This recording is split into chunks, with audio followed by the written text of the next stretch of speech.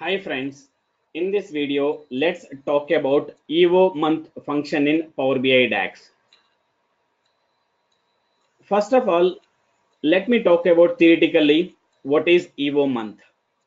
First point is Eomonth is a DAX function and it is going to return the value in the datetime format. Repeating, it is going to give you the output as datetime format. Second point is it is going to give you the last day of a month. Let us say if you give January 14th of 2018, it means that the output which will give you January 31st 2018.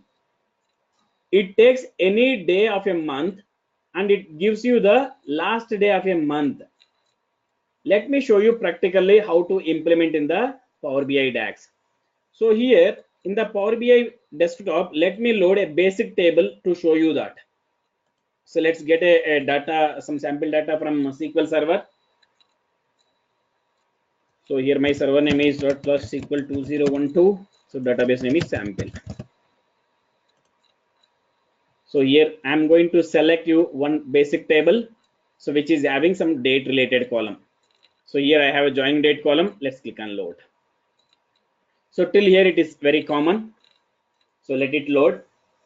Yes, loading is almost done. Yeah, let's go to the data view. Here I am going to show you how to implement Eomonth. Let's click on new column here. So once you click on new column, you will get like this. So here I am going to make it as a end of month. Name of the column is this, and I'm going to write Eomonth. So it is going to take date as a input. Okay, so let me take my date column as a joining date. So let me take it as joining date, comma. It is going to accept one more parameter, that is a month.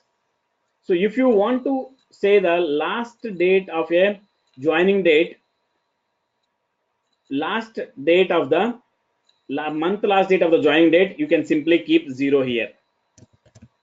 Okay, let's enter it. It means that joining date, let us say joining date is here it is 9th September 1st 2017. It means that end of the particular month is 9/30 September 30 2017.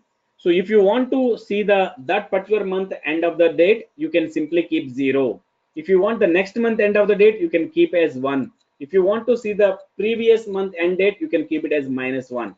So let me change that to 0 to 1. It means when I keep a 0, it is nothing but, so I want to see that particular joining date end of the date, end of the month date. So let us say if I go for 10/10/2017, here I will be getting the date as 10/31/2017. Now let me keep it as 1. So let us say I joined in the September. I want to see the October next month last date. Okay, that time I am going to keep it as 1. Let's keep it 1 and enter it.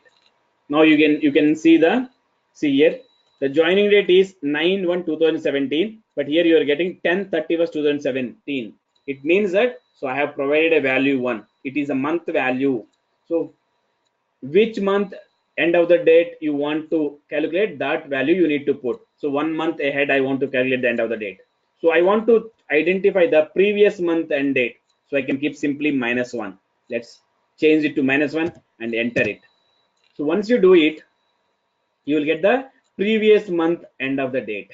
Let us say here it is a joining date is September 1st, but I am getting here as a August 31st because I kept it as a -1. So like this, you can work on the Eomonth function.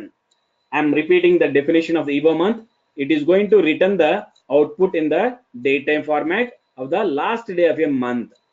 It is going to take the input as a date as well as number of months. Okay, so these are the inputs I'm talking about now. So this is the one input, this is the second input. So if you want to see the current month end of the date, it means that the current joining date end of the date, you can simply keep it 0 and enter it. So this is how we are going to work with a Eomonth function. That's it. Thank you for watching. So if you have any questions on the Power BI, MSBI and Azure, please write a mail to training2sql@gmail.com, or you can write your questions in the comment section. That's it. Thank you for watching. Please subscribe for more videos.